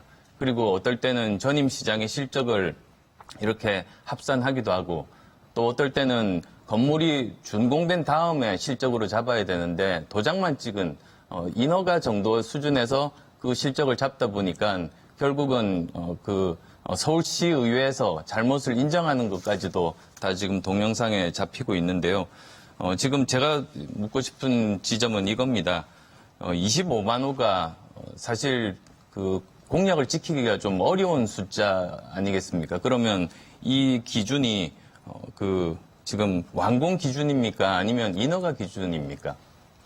일단은 이거는 이제 완공 기준이 되려면은 통상 시간이 많이 걸리겠습니다. 제가 시작해서 제가 다 끝내는 것만 해라 이렇게 한다면은 4년 만에 25만 호 하기가 어렵겠습니다. 왜냐하면 전임 박원순 시장이 시작해놨는데 끝나는 거는 제 임기 중에 많이 끝났다. 그럼 그거는 포함을 시키든 이렇게 해야지. 뭐 이렇게 안 하고 그냥 딱 제 임기에 시작해서 제 임기에 끝난 것만 넣으라 그러면은 사실 25만 호 하기가 어렵죠. 왜냐하면 건설에 그 공기가 있기 때문에 어렵게 돼 있겠습니다. 저는 10만 호 공약을 했습니다. 그래서 반값으로 10만 호는 저는 임기 내에 충분히 달성할 수 있다는 네, 생각입니다. 안철수 후보 시간 다 쓰셨고요. 네, 김은수 후보. 그 점에 대해서는 이제 서울의 경우에는 4년 만에 처음 안철수 후보님이 시장이 돼가지고 처음 시작해서 완공될 때까지를 10만 호 한다는 거는 그렇게 계산하면은 저는 불가능하다고 봅니다. 뭐 다른 박원순 전임 시장이 해놨는 거를 내 임기에 끝난 거 기준으로 하든지 아니면 시작 기준으로 이렇게 해야지 시작해서 끝난 걸 4년 내에 다 마치는 것은 건설 공기상으로 10만 호 채우기가 저는 쉽지 않다고 봅니다. 네, 김문수 후보는 6분의 발언 시간 총량 중 4분 49초가 남았습니다. 다음은 기호 5번 정의당 김종민 후보 2분간 1대1 정책 검증 토론 시작하시죠. 네, 지난 토론에서 서계동 얘기 많이 하셨는데 그래서 서계동 개발을 어떻게 하시겠다는 건지를 알려주세요. 서계동 개발에 대해서는 저는 서울역하고 바로 가깝게 길 하나 건너는데 뭐 50m도 안 떨어져 있기 때문에 그런 땅은 역세권으로 상업지역으로 아주 용적률도 800% 이상을 들여서 그 지역은 앞에 힐튼 호텔이나 대우 빌딩, 연세, 세브란스 빌딩 이런 거 이상으로 아주 록봉기 이런 일본의 도쿄 록봉기 이상으로 아주 고층 고밀 개발을 하되 그 안에 이익을 보는 주민들의 부분은 상당 부분 기부 체납을 받아서 그 서계동 일대 재개발 지역 안에 기부 체납을 받는 부분은 미술관 또 도서관 각종 문화예술 공연장부터 각종 공공의 임대나 또 연구소 같은 것도 다 넣어서 그야말로 복합적인 개발을 해서 주민도 덕을 보고 또 우리 일자리도 만들고 시 자체에서도 도움이 되는 그런 복합 개발을 하는데 역세권에 아주 초고층 고밀 개발을 할 계획입니다. 그러니까 제2롯데월드 그거 또 짓겠다는 말씀이시잖아요. 저는 그런 거야말로 진짜 투기꾼들을 위한 어떤 정책일 수밖에 없다고 생각합니다. 제가 서계동 말씀 하도 하셔서 제가 주민들 만나고 왔습니다. 서계동 개발이 안 되는 이유는 도장 안 찍어줘서 그런 게 아닙니다. 이 개발 저 개발 한다고 해놓고 지분 쪼개기 다 해놨죠. 땅값은 오를 대로 올랐습니다. 누가 이 개발 이익이 난다고 개발회사가 붙지는 않습니다. 그러니까 지금 말씀하신 투기꾼들이 주장하시는 그런 주장을 그대로 답습하는 방식으로 하시는 겁니다. 그러니까 원주민들은 고스란히 피해를 받습니다. 투기꾼들만 배불려요. 이런 개발을 왜 대체 계속 주장하시는지 이해가 안 됩니다. 서울 시민들은 다 죽어가고 자살하고 쫓겨난 뉴타운 강북 이런 비극을 또 왜 반복하려고 하시는지 도무지 이해 안 된다는 말씀 드리고요. 김 후보님 그 세입자 정책 있으면 말씀해 주십시오. 세입자들에 대해서도 제가 이제 제시하는 안은 세입자에 대해서도 이익이 있을 때는 세입자 보상도 많이 해줄 수 있습니다. 또 일부는 공공임대를 그 안에 집어넣어서 일정하게 임대도 할 수 있습니다. 제가 말하는 복합개발은 거기에 일단 주거지도 일정한 정도 넣을 수 있습니다. 그래서 그 호텔도 넣을 수 있고요. 또 안 되는 부분은 다 못 받아들이는 부분에 대해서는 다른 지역에 임대주택을 줄 수 있습니다. 그래서 제 말씀은 도시를 고층 고밀 개발을 할 때는 반드시 이익이 발생합니다. 더구나 서울 같은 데는 이익이 발생합니다. 이 이익을 세입자에게도 그 땅 주인, 집주인에게도 또 그 지역 전반적인 주민이나 모두 우리 시 당국이나 구청에 용산구청까지 모두가 이익을 볼 수 있는 윈윈의 고밀 개발을 해내려고 합니다. 그러니까 서울에 제2롯데월드 그런 거 수백 개 짓겠다는 말씀이시잖아요. 그게 말이 안 되는 말씀을 계속 그런 지점에서 하고 계신다는 생각이 듭니다. 제가 좀 답답해서 요즘에 이제 워낙 망언을 많이 하셔서 제가 너무 답답해서 이거 준비 좀 했습니다. 보시면 스케치북으로 준비를 했거든요. 엄청 많습니다. 지금 시간이 없어서 좀 답답하긴 한데요. 한번 봐주시기 바랍니다. 세월호 시장자 유가족들을 모욕한 발언입니다. 시장 자질을 의심케 하는 역사의식 부재 발언이죠. 이것도 보십시오. 마찬가지 발언입니다. 이 성차별 발언 중에서는 최고 수준의 발언이다. 이렇게 평가할 수밖에 없습니다. 이거 보십시오. 김 후보 발언은 제가 보기에는 미세먼지보다도 훨씬 더 위험하다. 이렇게 말할 수밖에 없습니다. 공식 아침 식사하면서 이런 발언을 한다는 게 이해가 안 됩니다. 네, 김종민 저는 후보. 이 망언 시민들께서 심판하실 거라고 생각합니다. 예, 시간 다 쓰셨고요. 어떻게 여기 답변하시겠습니까? 우리 김종민 후보가 암만 찾아도 제가 비리가 있다 이런 건 없고 말한 거 가지고 이제 그걸 이렇게 해석을 하는데 저는 동성애에 대해서는 정말로 안 된다고 생각합니다. 그리고 더구나 박원순 시장이 허용해 주시는 퀴어 축제는 냉정하게만 저도 그 인터넷으로 들어가서 쭉 보니까요. 그게 음란 축제지 그게 무슨 동성애 축제가 과연 그런 건지도 모르겠습니다. 거기에 우리 서울시장님 예산까지 지원했습니다. 정말 그거는 꼭 불허하고 예산 지원 안 해주시기를 바랍니다. 그리고 세월호에 대해서는 저만큼 세월호에 대해서 아는 분이 누가 있겠습니까? 제가 당시에 바로 경기지사를 할 때 세월호 사고가 났는데요. 그래서 세월호는 이제 그 정신과 의사들도 다 그러고 우리가 그 자문단을 구해서 국가적으로 다 자문 구했는데 너무 그거를 계속 저렇게 광화문에 저렇게 계시면은 우선에 유족들이 건강에 안 좋습니다. 그리고 저게 우리 국가적으로 어떤 도움이 됩니까? 세월호를 위해서는 이미 안산에도 추모공원도 만들고 많은 걸 하고 있습니다. 그래서 너무 과하게 대한민국 상징거리인 광화문 광장에 꼭 그렇게 해야 되느냐. 그 점에 대해서는 저는 생각이 완전히 다릅니다. 네, 김문수 후보 6분 발언 시간 총량 중에 1분 15초 남았고요. 다음은 기호 1번 더불어민주당 박원순 후보 2분간 1대1 정책검증 토론 시작하시죠. 예, 아까 시민들이 여러 가지 사실 동영상으로 질문을 했습니다. 이런 요청이라고 할까요? 희망을 요구했는데 임대료가 너무 높다. 어떤 대책을 갖고 계십니까? 임대료가 높다고요? 네, 아까 시민이 이렇게 그걸 낮춰달라고 말씀드렸잖아요. 그러니까 임대료 높은 부분에 대해서는 공급이 부족한 집 많습니다. 요즘에는 상가가 빈 상가가 많이 늘어납니다. 특히 세운상가 가보셨겠지만 세운상가나 동대문이나 빈집이 계속 빈 상가가 늘어나기 때문에 임대료가 올라가기가 어려울 겁니다. 그래서 임대료 부분에 대해서는 임대차 보호법에 의해서 일정하게 그 인상률이 제한도 되어 있습니다만은 그보다 더 중요한 점은 일정한 정도의 공급이 늘어나는 것이 굉장히 앞으로 임대료 안정에 중요하다고 저는 보고 있습니다. 그러면 아까 또 노인 일자리를 늘려달라 이런 시민의 말씀도 계셨습니다. 어떻게 늘리죠? 무슨 일자리요?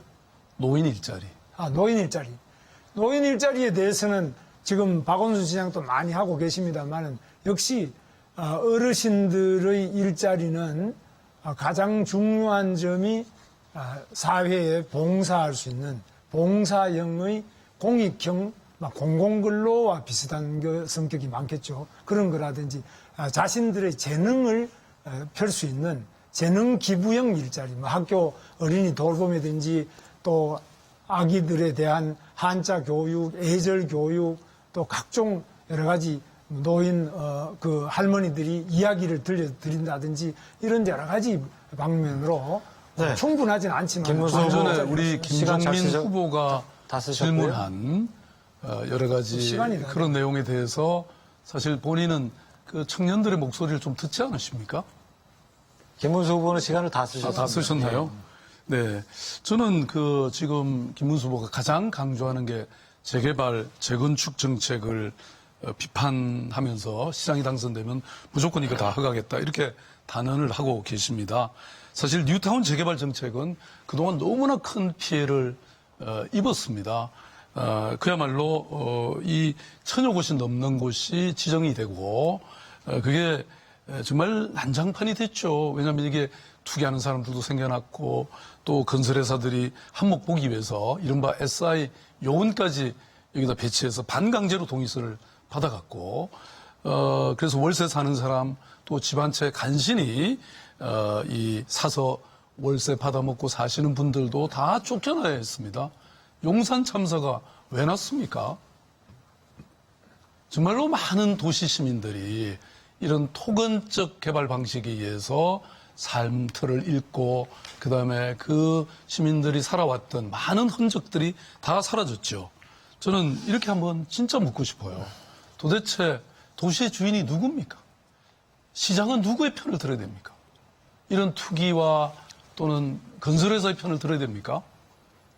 뭐 지금 질문 이미 말할 시간이 다 가버렸습니다만은 저는 누구를 위한 재개발인지 박원순 후보도 시간 다 쓰셨고요. 예, 수고하셨습니다. 상호 정책 검증 토론에 나설 세 번째 후보자는 기호 3번 바른미래당 안철수 후보입니다. 안철수 후보 3분간의 정책 발표 시작해 주시죠. 저는 어렸을 때 경부선 기찻길 옆에서 자랐습니다. 가까운 곳이 굉장히 번화가였는데 그 철길로 가로막혀서 저희 동네는 항상 그렇게 발전하지 못했습니다. 그런데 21세기 서울도 지금 그렇습니다. 아직도 철도가 이렇게 주택가를 가로질러야 하나 그런 의문을 가지고 있었습니다. 그래서 저는 여기 그림처럼 서울을 가로지르는 그 철도들을 지하로 넣고 총 57km에 해당하는 공원을 만든다는 계획을 말씀드립니다. 일명 서울개벽 프로젝트입니다. 그리고 여기서 생성되는 그 땅이 약 200만 평방미터 정도가 됩니다. 여의도 공원의 8배 정도 되는 넓은 땅입니다. 그리고 그 주변 부지들을 개발하면 얼마 전 그 서울시에서 나온 보고서를 보면 경부선만으로도 일자리가 30만 개가 창출이 되고 그리고 또 부가가치가 40조에 이른다는 그런 보고서도 있습니다. 또한 아까 그 말씀드린 것처럼 여기를 통해서 숲들이 많이 생기면 보통 숲 1헥타르가 미세먼지를 168kg을 연간 없앨 수 있다고 합니다. 따라서 미세먼지 30%를 절감을 할 수가 있는 겁니다. 그리고 이제 두 번째로 말씀드릴 공약이 바로 그 서울형 헬스 체인입니다. 그리고 5만 원씩 기초건강 급여를 드리겠다는 겁니다. 지금 현재 이렇게 흩어져 있는 많은 건강 정보, 그리고 진료 정보, 그리고 약에 대한 정보, 의료보험, 또한 그 복지 정보들이 있습니다. 이런 것들을 블록체인을 이용해서 하나로 모으게 되는 겁니다. 그렇게 되면 병원 갈 때마다 그 병원 카드를 쓰실 필요가 없습니다. 이것 하나로 됩니다. 그리고 또한 한 처방전 내에서는 같이 먹으면 안 되는 약 금방 알 수가 있습니다만 다른 처방전에 있는 약들까지 실시간으로 체크하기가 힘든데 이걸 통하면 가능합니다. 그래서 이 궁극적인 목적은 건강을 증진하는 데 있습니다. 서울시 그 시민들 중에서 7대 만성질환자가 지난 7년간 박원순 시장 불행하게도 재직 시절입니다만 거의 30%가 늘어났다는 통계도 서울시 자료로 나와 있습니다. 그래서 이런 부분들을 획기적으로 개선하고자 하는 그런 것입니다. 그리고 또 그 온종일 초등학교, 즉 하루 종일 학교에서 있으면서 돌봄과 그리고 4차 산업혁명에 필요한 코딩 교육까지도 받으면서 아이들의 사교육비도 절감되고 그리고 경력 단절료도 없앨 수 있는 그런 공약도 제가 내놨습니다. 네, 수고하셨습니다. 안철수 후보 정책 발표 들으셨는데요. 이어서 3명의 후보와 1대1 정책 검증 토론 진행하겠습니다. 방식은 조금 전과 같습니다. 그럼 기호 5번 정의당 김종민 후보와 기호 3번 바른미래당 안철수 후보 1대1 검증 토론 시작하겠습니다. 네, 제가 지난 토론회 때 또랑 얘기하면서 단일화 하시라고 그랬는데 단일화 하는 겁니까?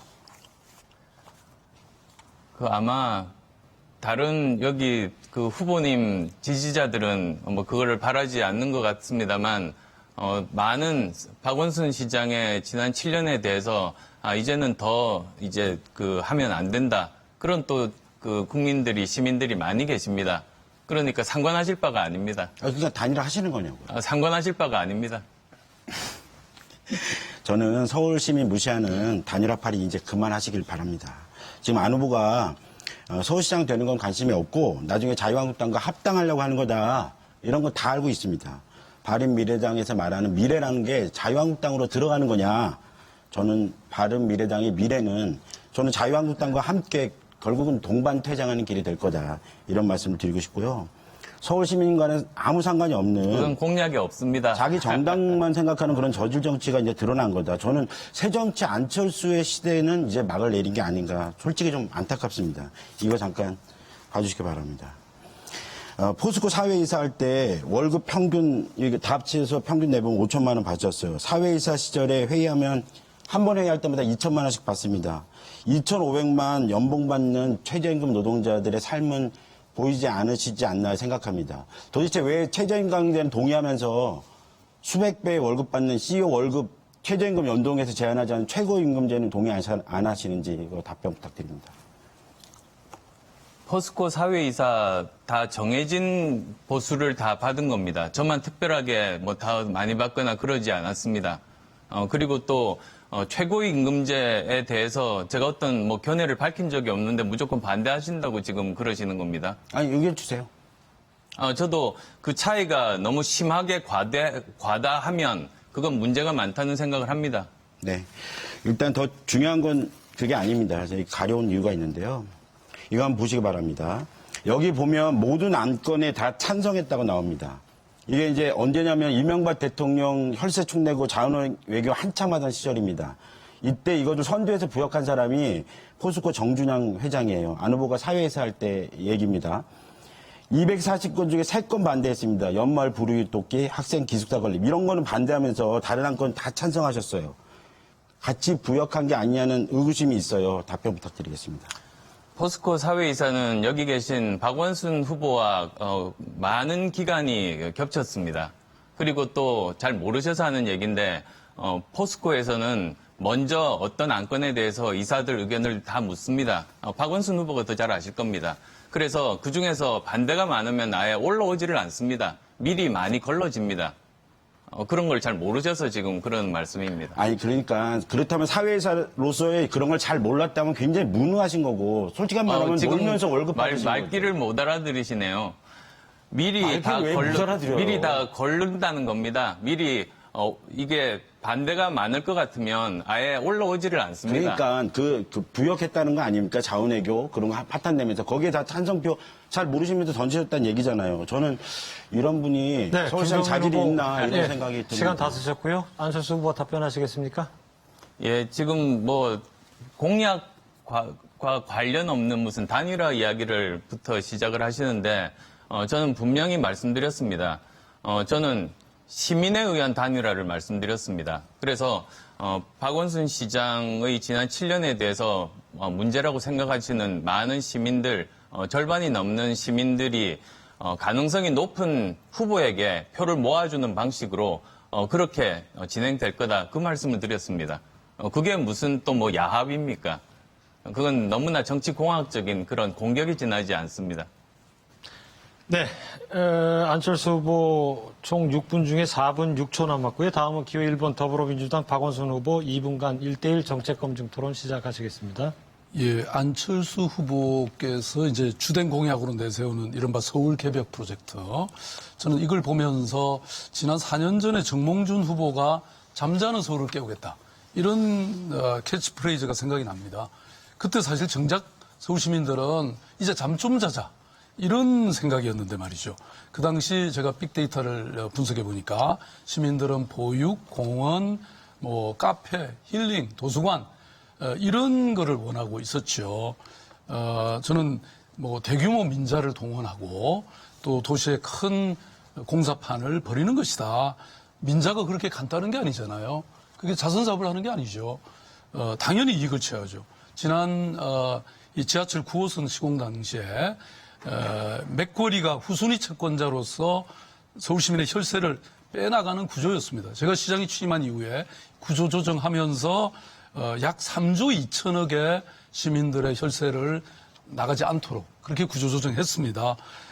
사실 지금 이 셈법이 저는 완전히 틀린 게 아닌가. 철도 및 주변 지역 도시재생 전략계획이라고 하는 2013년 서울시가 조사한 바에 따르면요, 이 사업성이, 경제성이 0.02밖에 안 됩니다. 이게 1이 돼야지 비로소 중앙정부도 설득하고 다 할 수 있는데, 그 다음에 안양시가 서현기술단이라는 곳에 그 1호선, 전철 1호선을, 국철 1호선을 계산해 보니까 1km당 비용이 3,400억 드는 걸로 평가하고 있는데, 안 후보는 1,200억으로 잡고 있습니다. 그야말로 사업성 검토가 제대로 안 이루어지고 사업 현실성이 부족한 거 아닌가요? 전문가들과 다 이미 검토를 거쳤습니다. 그리고 아마 같은 보고서를 봤는데 아마 엉뚱한 것을 보신 것 같습니다. 이건 그 당시도 충분히 사업성이 많다고 이미 검증이 됐고, 그리고 또 그때 보고서는 그 경부선, 그것도 이제 전체적으로 경기도까지 포함한 그런 계획입니다. 그런데 지금 제가 말씀드리는 계획은 서울시 내 경부선 노선뿐만 아니라 6개 노선에 대한 그런 계획입니다. 아니, 어떤 전문가들이 평가한 겁니까, 그게? 서울시 전직 고위 공무원들, 그리고 또 이런 건설 계통의 전문가들 다 저희들은 그 자문을 받았습니다. 아니, 이거는 서울시 공식 평가, 그 다음에 아까 제대로 된 컨설팅 회사가 평가했는데도 이런데, 저는 도대체 어떤 전문가들이 그 사업에 관여했는지 시간 다 쓰셨고요. 아니, 그렇다면 지금 뭐 팩트 체크를 해보시면 될 것 아니겠습니까? 그 보고서 아마도 뭐 보고 계시고 저도 가지고 있습니다만 저 토론 끝나고 나서 거기서 과연 경제성이 말씀하시는 것처럼 뭐 0.01이라고 하셨던 것 같은데 그게 맞는지는 살펴보면 되는 것이겠죠. 네. 안철수 후보 답변 다 하신 겁니까? 그러면 6분 발언 시간 총량 중에 3분 8초 남았고요. 다음은 기호 2번 자유한국당 김문수 후보 2분간 1대1 검증 토론 시작하시겠습니다. 저는 안철수 후보가 이제 의사이시기도 하니까 미세먼지가 우리 호흡기 질환이라든지 기타 인체에 미치는 영향에 대해서 좀 강조를 많이 해주시면 좋겠는데 그 말씀은 전혀 안 하세요. 그래서 그 미세먼지가 우리 시민들의 건강에, 특히 서울시가 이 정도 되면은 건강에 미치는 영향 이런 걸 좀 한 말씀 한번 해주시면 좋겠어요. 예, 이미 보고서가 나와 있습니다. OECD에서도 이 미세먼지 때문에 2050년이 되면 그것 때문에 죽는 분들이 엄청나게 많이 생길 거라는 보고도 있습니다. 그리고 또 특히 초미세먼지가 굉장히 나쁩니다. 그냥 이렇게 우리가 눈으로 보이는 먼지와 이런 초미세먼지가 다른 것이 아예 숨을 쉬면 혈관 속으로 들어가 버립니다. 그래서 건강에 정말 큰 위해가 되는 건 상식이라고 생각합니다.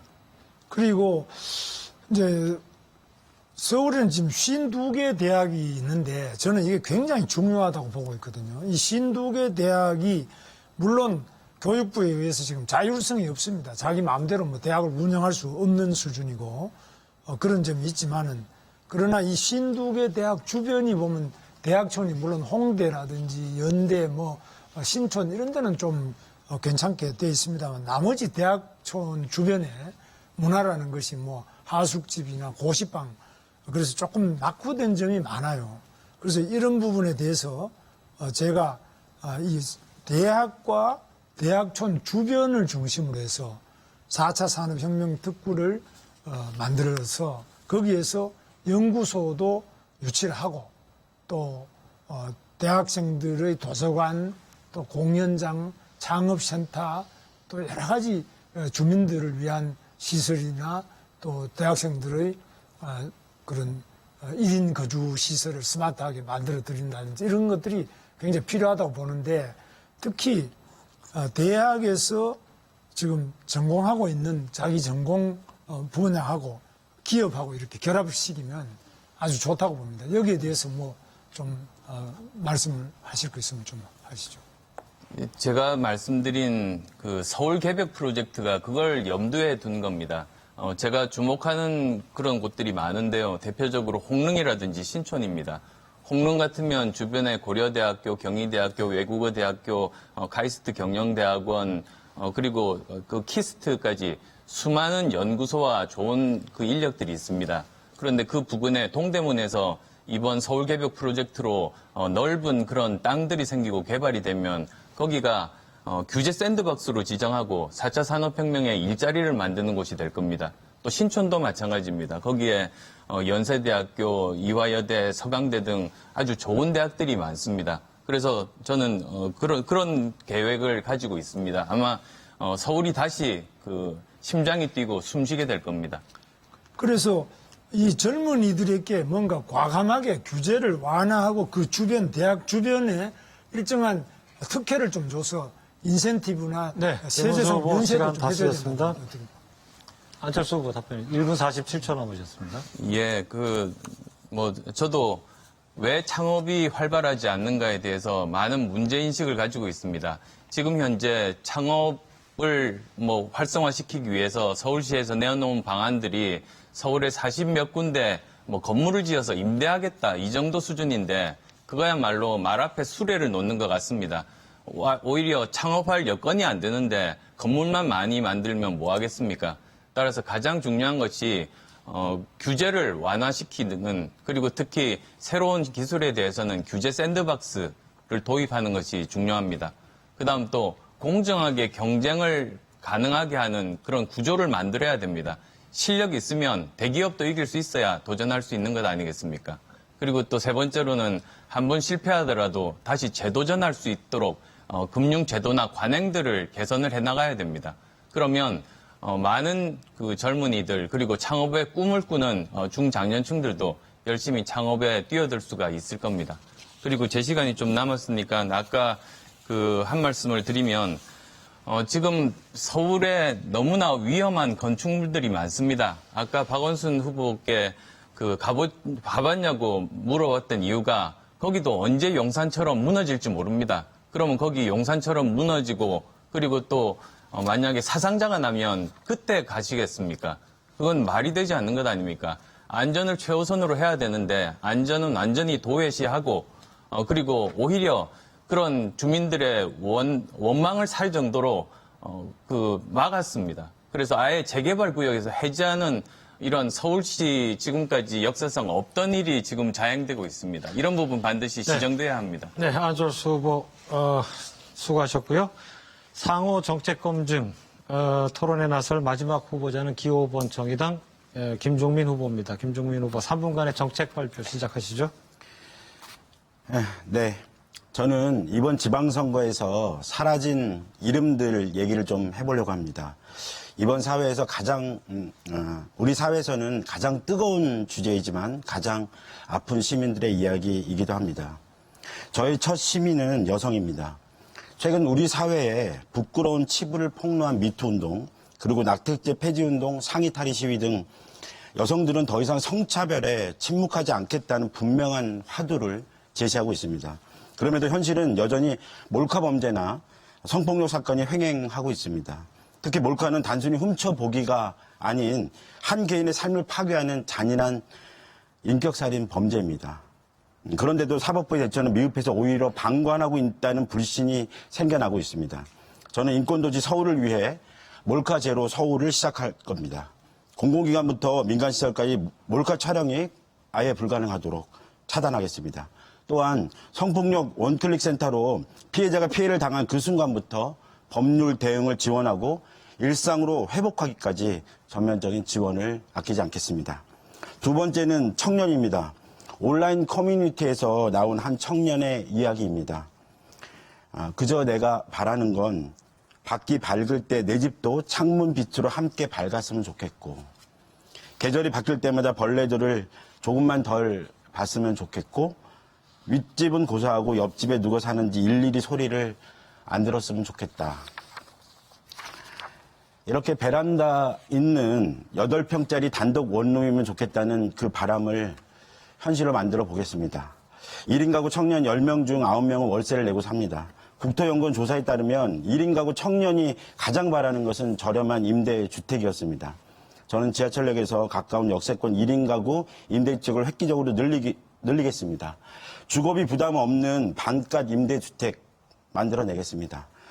재건축 초과인구 환수제 폐지가 아니라 더 많이 걷어서 청년 임대주택의 재원을 마련하겠습니다. 세 번째 시민은 청소년 성소수자입니다. 저 김종민은 청소년 성소수자 위기지원센터를 만들겠습니다. 최근 한 여고생이 선생님께 자신의 성 정체성에 대해 말했다가 오히려 혐오 발언을 듣고 자살했던 가슴 아픈 사건이 있었습니다. 청소년 성소수자 46%가 자살 시도 경험이 있다는 충격적 결과에 우리는 주목을 해야 합니다. 성소수자라는 이유만으로 삶의 낭떠러지로 몰리는 청소년들을 지켜야 합니다. 단 한 명의 청소년도 포기하지 않겠습니다. 지방선거에서 이렇게 사라진 이름들, 서울에서 가장 아픈 이름이 아니라 서울에서 가장 빛나는 이름이 되게 노력하겠습니다. 네, 수고하셨습니다. 김종민 후보의 정책 발표 들으셨는데요. 이어서 3명의 후보와 순차적으로 1대1 정책 검증 토론 진행하겠습니다. 방식은 전과 같습니다. 그럼 기호 1번 더불어민주당 박원순 후보와 기호 5번 정의당 김종민 후보 1대1 검증 토론 시작하겠습니다. 네, 지난번 토론에서 저와 김 후보 사이에는 한강이 흐른다 이런 말씀을 듣고 저는 참 서운했습니다. 왜냐하면 실개천 정도 하나 흐르지 않을까, 아니 그것도 아닌 거 아닌가 이런 생각이 들었는데요. 오늘 말씀하시는 것 중에 특히 좀 전에 여성 정책에 대해서 말씀하시는 거 굉장히 공감을 했습니다. 사실 우리 사회가 지난 촛불 혁명 이후에 많은 변화와 발전이 있었지만 지금 우리 시대의 가장 중요한 변화의 물결 중에 하나가 바로 저는 여성 문제다. 미투나 위드유로 이렇게 표시되는 여성들에 대한 차별이나 편견, 그리고 각종 불평등에 대한 구체적이고 실질적인 변화가 있어야 된다. 이렇게 생각합니다. 그래서 제가 눈여겨보고 있는 게 성별 임금 격차 제도입니다. 그래서 저는 이것을 위원회를 만들고 또 서울시와 그 산하 기관부터 그런 성별 임금 격차에 대한 조사나 또는 이런 공시를 진행하고 또 서울시의 성평등 노동전담 부서를 신설해서 이를 적극적으로 추진해 나갈 생각인데요. 김종민 후보도 비슷한 공약을 제시하셨습니다. 이에 대한 얘기를 좀 들어보고 싶습니다. 네. 사실 제가 이제 말씀드리고 싶었던 어떤 정책 중에 하나가 페이 미투라고 하는 말입니다. 근래 이제 여성 운동하시거나 또는 여성 노동의 인권을 신장시켜야 하는 분들 사이에서 많이 쓰고 있는 말인데요. 미투 운동처럼 남녀의 임금 격차를 줄여서 차별을 없애가자는 제도입니다. 사실은 임금의 수준이 상당히 심각한 수준입니다. 저희 조사 결과 보면 남성 대비 여성의 임금이 평균 65% 정도이고 OECD의 최하위 국가입니다. 16년 연속 꼴찌로 되고 있습니다. 그래서 이거는 여러 가지 이유가 있습니다. 유리천장 같은 그런 벽도 굉장히 중요하게 있겠고 경력 단절의 문제도 굉장히 심각하게 있을 거라고 생각이 듭니다. 이런 것을 위해서는 일단 서울시가 할 수 있는 최소한의 조치로서의 성별 임금 격차 해소를 위한 서울시 역할을 다 하기 위해서 임금 격차에 대한 공개를 의무화하는 것, 말씀하신 것처럼 그런 것들을 점점 하는 걸 통해서 줄여나가는 게 굉장히 중요한 것이고 이것이 결국 서울시 수주하는 기관까지를 민간까지를 확대하는 정책까지를 만들어내는 게 중요하다고 생각합니다. 성차별 정책이라든가 이런 것들이 성차별적인 요소와 고민들이 많고 지금 상당히 이 사회에 굉장히 뜨거운 이슈입니다. 그런데 지금 서울시장 선거에서 이런 정책 공방이 별로 없는 것에 좀 아쉬움이 있고 또 시간이 여유가 된다면 또 여러 가지 말씀을 드려보겠습니다. 네. 예, 그리고 또 김 후보님하고 저 사이에 이게 굉장히 유사한 대표적인 정책이 노동정책이라고 생각합니다. 저는 지금까지 노동존중특별시라는 이름으로 비정규직의 정규직화, 또 노동이사제 도입, 생활임금제 도입, 이런 지방정부로서는 사실 완전히 새로운 그런 노동정책을 추진해 왔습니다. 그리고 이번에 유니언시티라는 이름으로 노동자들이 스스로 자신의 권리를 이렇게 보호할 수 있도록 노동조합 조직들을 높이기 위한 정책들도 발표했습니다. 그런데 이제 특히 노동자위원회 워크라운드의 설치를 저는 공약하고 있는데요. 비슷한 걸 하고 계시더라고요. 워커즈 센터를 만들겠다고 하시는 그런 어떤 차이가 있습니다. 박원순 후보 시간 다 쓰셨고요. 저는 이제 서울시가 주요한 어떤 도시 타이틀을 노동으로 갖고 가야 된다고 생각을 하고 있습니다. 그러기 위해서는 저는 이제 레이버시티 구상으로 표현을 하고 있는데요. 가장 중요한 것은 노동자의 노조 가입률이라고 표현되는 노조 가입률을 높여내는 것이 중요하고 지금은 10% 정도 수준인데 가능한 순위로 빨리 올리되 최대 목표를 30%까지 끌어올리는 걸 목표로 해보자 이런 생각을 갖고 있고요.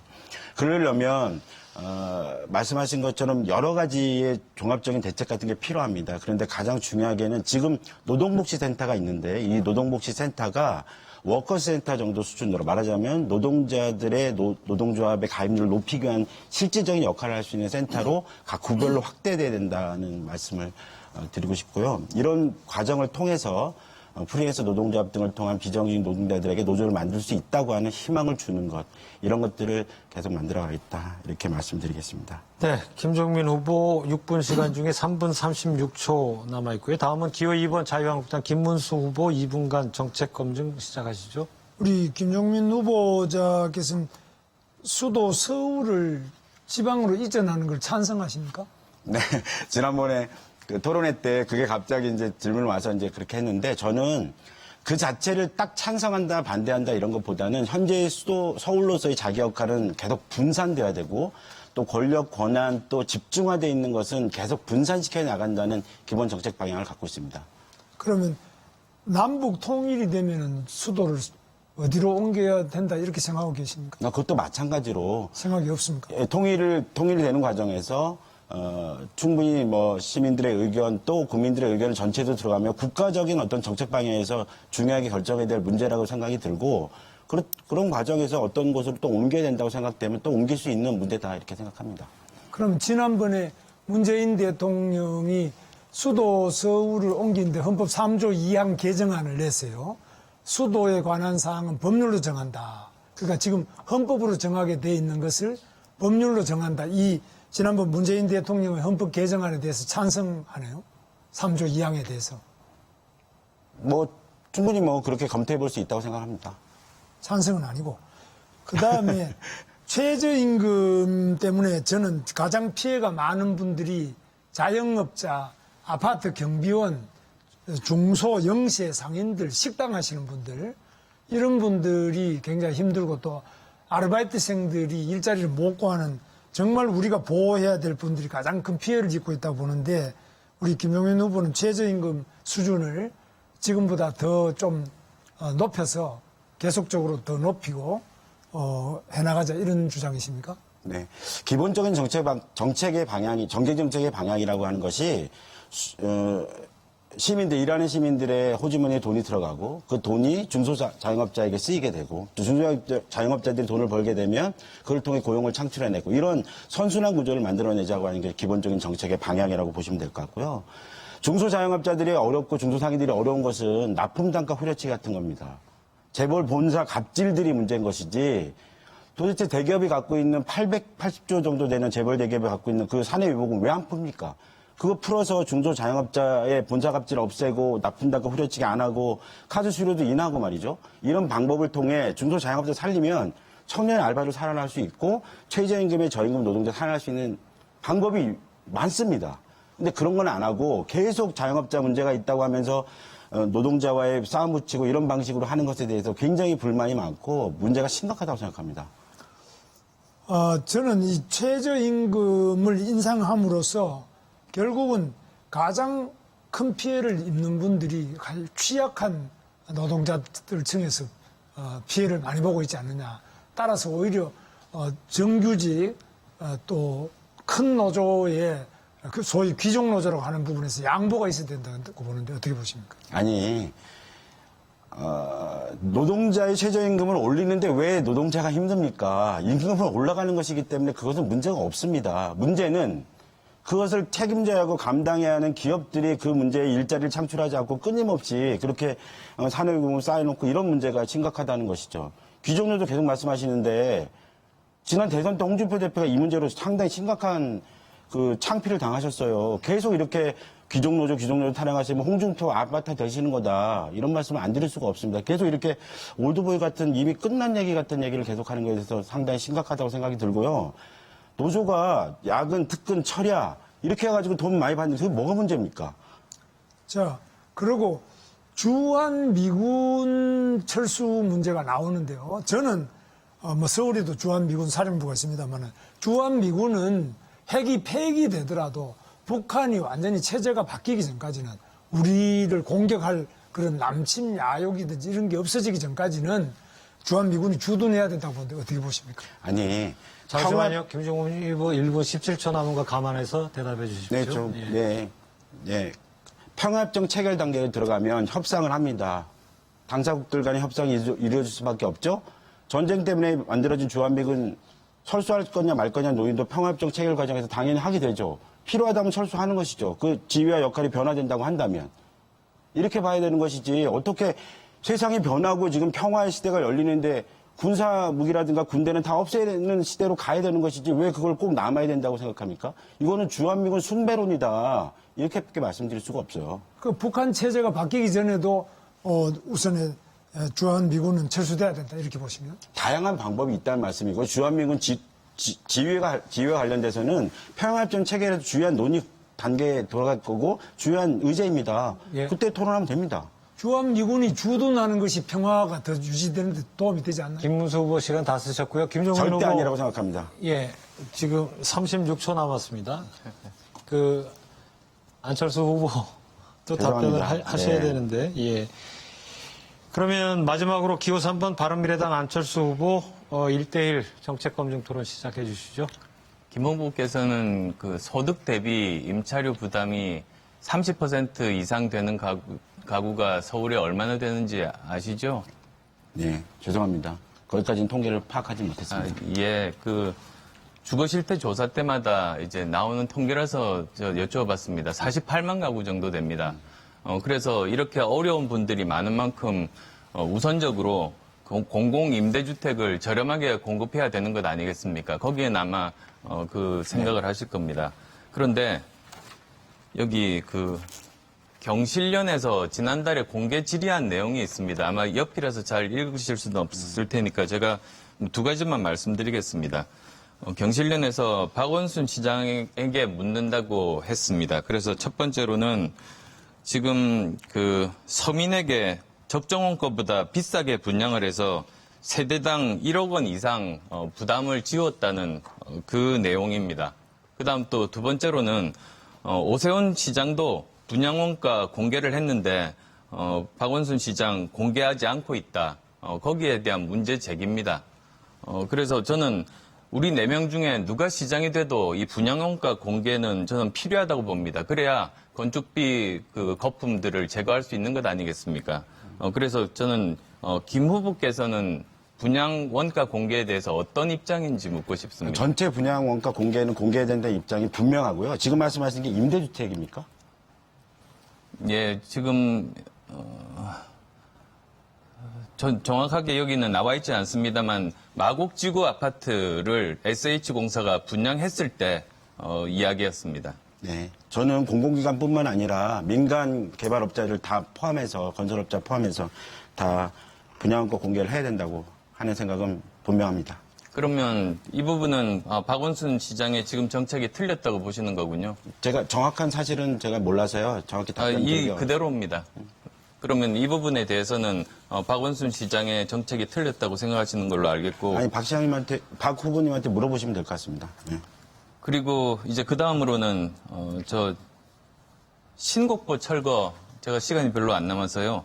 그 박 시장께서 이제 그 신곡보 철거 결정된 바 없다고 이야기했는데 시간 다 쓰셨습니다. 한강 재자연화가 가능합니까 그러면? 그러니까 신곡보 철거 말씀드리겠습니다. 예, 신곡보 철거는 해야 한강 재자연화가 분명히 되고요. 그거는 뭐 저도 생각이 분명하게 같다 이렇게 말씀드리고 신곡수무가 철거가 돼야 강물이 흐르게 되고 그에 따른 자연적 공간과 녹지 공간을 확보할 수가 있고 시민들이 훨씬 더 편하게 한강을 이용하게 될 거다. 네, 시간 다 쓰셨습니다. 60분간에 걸친 상호 정책 검증 토론 모두 끝나는데 수고 많으셨습니다. 서울특별시 선거방송토론위원회가 주관하고 방송 3사가 공동 중계하고 있는 서울특별시장 선거 후보자 토론회 이제 마지막 순서인데요. 각 후보께서는 유권자 여러분들께 드리고 싶은 말씀을 담아서 1분 이내로 마무리 발언을 해주시면 되겠습니다. 역시 사전에 약속된 순서에 따라서 기호 2번 자유한국당 김문수 후보 마무리 발언 시작해 주시죠. 네.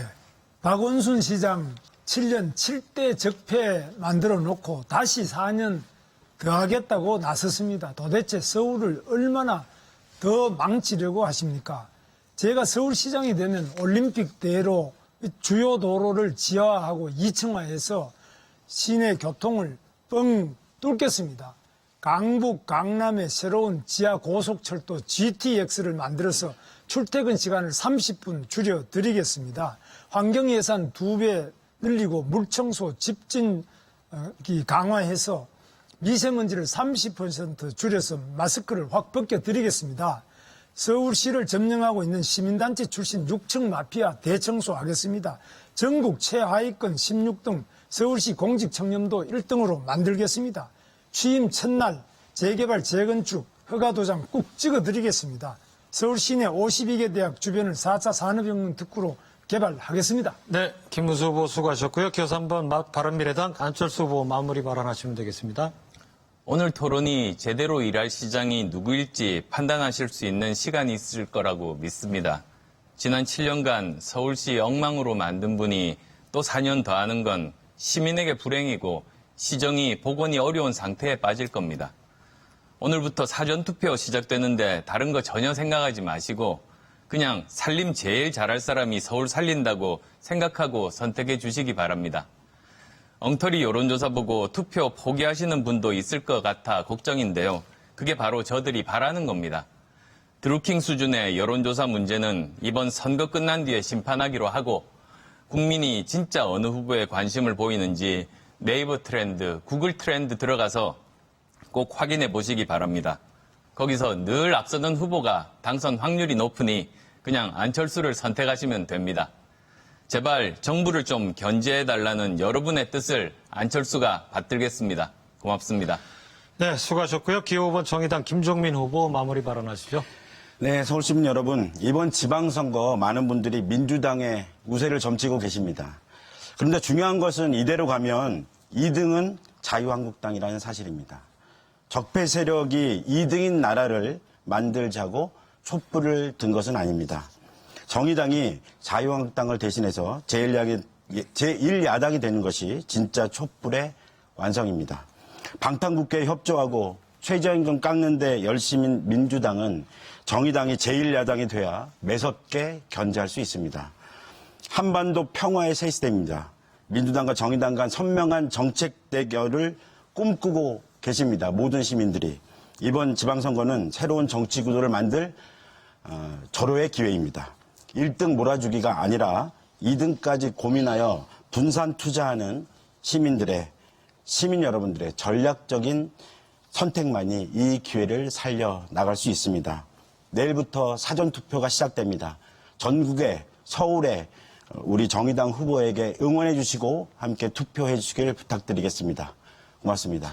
네, 수고하셨습니다. 기호 1번 더불어민주당 박원순 후보 마무리 발언 듣겠습니다. 네, 서울 시민 여러분, 오늘 토론 잘 보셨나요? 자정이 넘었으니까 오늘부터 내일까지 사전투표가 실시됩니다.